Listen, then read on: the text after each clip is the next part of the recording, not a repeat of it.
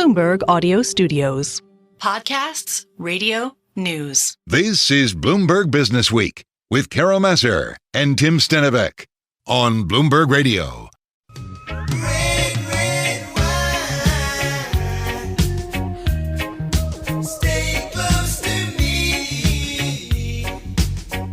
You hear that song, you know what it means. Maybe a little bit of red wine. That's exactly what we have here in the Bloomberg Interactive Brokers studio.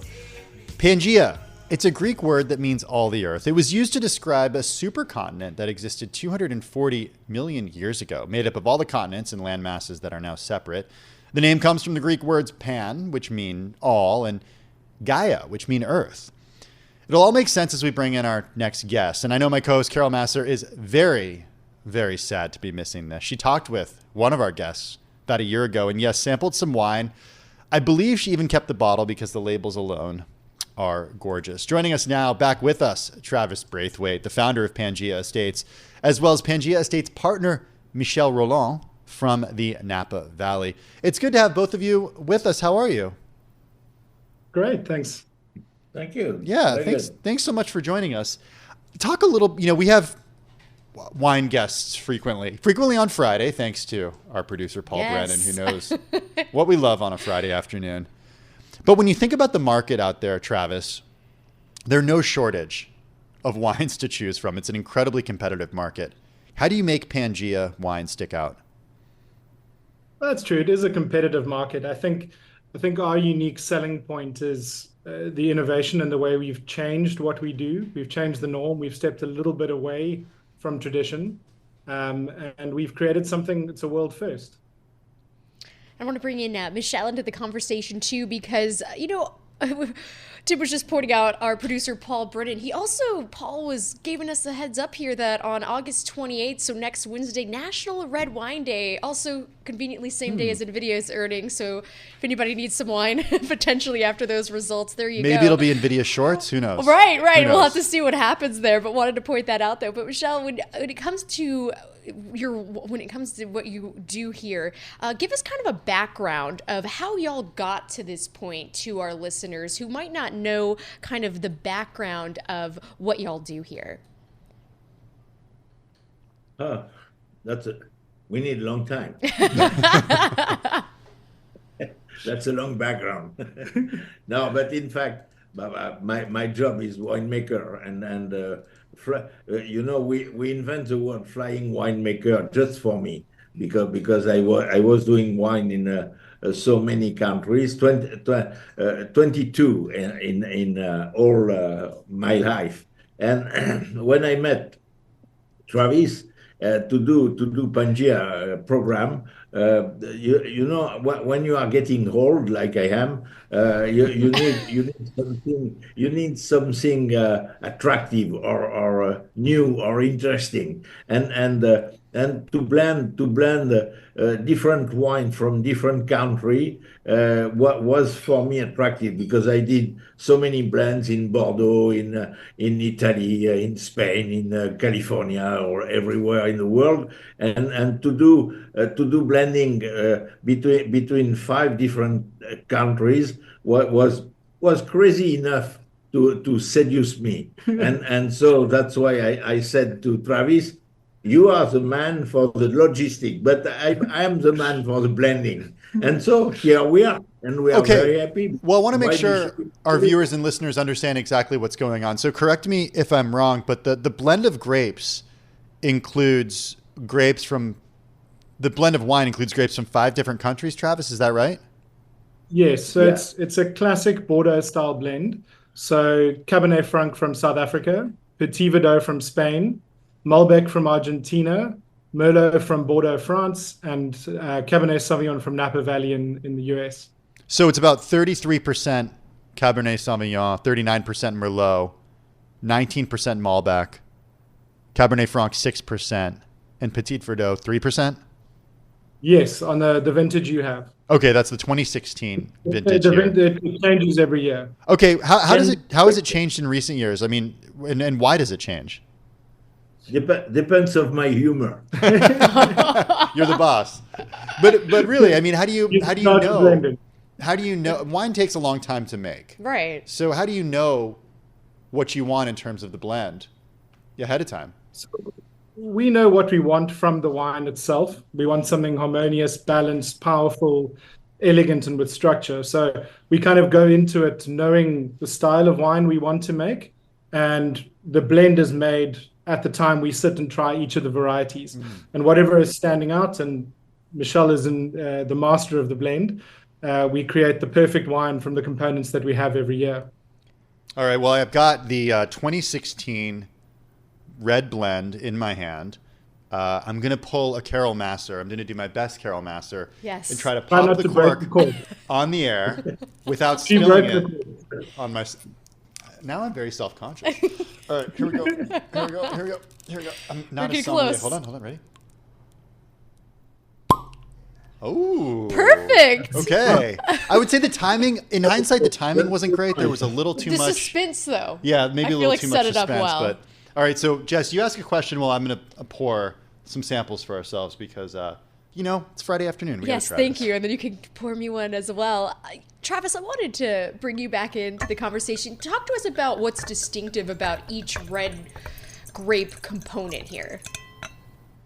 So with each of the components in the blend, we particularly picked the regions of the world where it's grown, because the region and the terroir in each place allows the grape to ripen the best and show itself the best. So what you have in the bottle is a real representation of each of the varieties showing off the best it can. And Michel, we'll kind of build on this too, because how are the blending sessions for the 2022 vintage progressing at this point? Blending 2022. 22. The one we just read. Every year is almost the same. We have the wine. We have the wine coming. That's very important. What mentioned Travis. Each wine is done to be blended one day in Pangaea. So the Cap Franc is coming from South Africa. We are doing it. Thinking we have to blend one day. Petit Verdot is coming from Spain. We do it for that. Merlot is from France. I'm close to it because I know very well Bordeaux and Merlot in Bordeaux. Malbec from Argentina. So we are making the wine first, and after that we try to put in the same room all the components. We taste, and we try to see in which way we are going to make the blend. That's why I mentioned before, it's variable. We don't have a percentage of each variety the same every year. We can't do that. We are doing the best wine. The best wine, we use the 5 varieties, but we can low or increase some Cabernet Sauvignon, Merlot, Malbec, and we had already since 15 to 21. We had every year different vintages and different percentages of the variety we use, and so today. The day I'm beginning the blend for one particular vintage, I have no idea which is the percentage I can use. I try to do the best, and that's it. And after Travis tell me you are right, you are wrong, but otherwise, no, he's not telling me very often. I've never said he's wrong. I want to bring you back into the conversation, Travis. You have a really interesting background. You're from Stellenbosch, which is essentially the Napa Valley of South Africa. It's the Cape Winelands, if anyone's ever been there. Just an absolutely gorgeous area with fantastic wine. I'm curious how the wine industry globally has changed over your lifetime, specifically with regard to climate change, because now you find yourself in Northern California where fires are a huge concern. How are you thinking about climate change when it comes to wine production? I think all around the world, the challenges are actually ensuring that your vineyards can move through periods of extreme climate change. From drought in most of the areas is becoming a bit of an issue. So farming practices have to change. The varieties we plant have to change. and the way we manage vineyards. So I think, for example, in Stellenbosch, it's getting very, very warm. So having the right rootstock to the right clone and managing the process of farming through that process is the hardest challenge we have. What about when it comes, Travis, to the wine business and how nowadays you are trying to appeal to a different demographic? There's some concern that younger people aren't drinking as much as older generations. Talk a little bit about that. Yeah, I think that's a concern for the alcohol industry in general. For wine has always been a product that has been enjoyed in the company of food and with friends, and it's a very much a cultural product in a lot of the world. It's something that we grow up with, that we see our parents enjoying, and I think wine can weather the storm and weather these challenges and changes if people are willing to innovate, to try new things, and to appeal to different markets. I think the hardest part for us is to find a way to appeal to a younger generation to enjoy our products in moderation and enjoy them in the right environment, and to sell our product as something that can be enjoyed in that way. Hey, Michelle, we only have about 30 seconds left, but what comes next for you?